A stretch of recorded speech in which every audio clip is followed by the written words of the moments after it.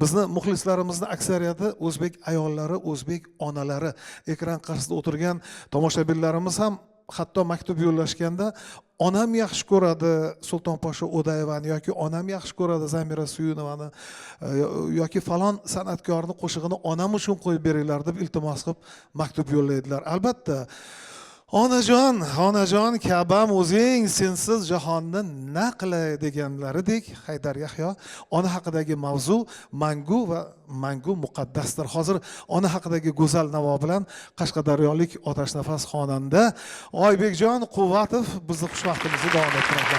Marhamat.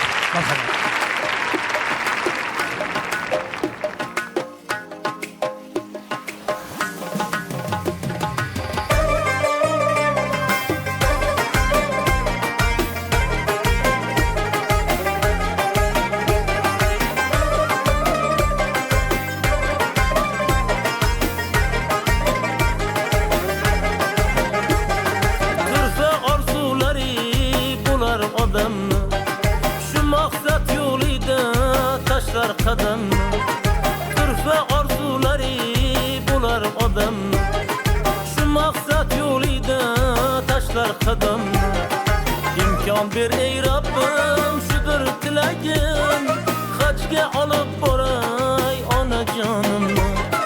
İmkon ber ey Rabbim, shudir tilagim, hajga olib boray onajonimni. O'tinaman Tangrim, kutishga vaqt yo'q, biz uchun Ka'bangdan ulug'roq taxt yo'q. Dunyoda hojilik baxtiday baxt yo'q, hajga olib boray onajonimni. Dunyoda hojilik baxtiday baxt yo'q, hajga olib boray otam onamni.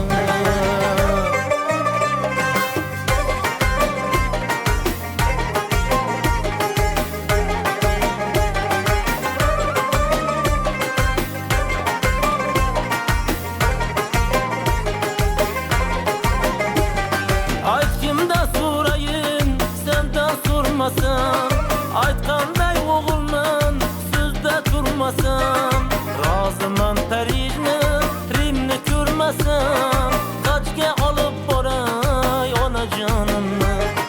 Roziman Parijni, Rimni ko'rmasam, hajga olib boray onajonimni.